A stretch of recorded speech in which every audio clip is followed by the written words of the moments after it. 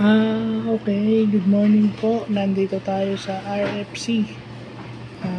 RFC Black and White computer shop. So, ina-update ko po itong PWD list ng ADAS 2. Tapos na tayo sa 2A, so ADAS 2 po para maibigay natin kay Ma'am Herrera yung list.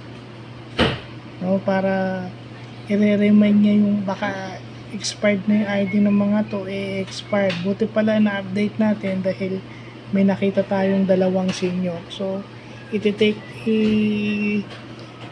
ino-note ko po yan dun sa transmitter na ating gagawin. So far, ito po ang ating ginagawa sa ngayon para po makapag-ikot ako bukas sa ADAS. Monday siguro. Pwede akong pumunta na, kung pwede na akong pumunta ngayon sa ADAS 2, di pupunta na ako, di ba? So, yun lang po.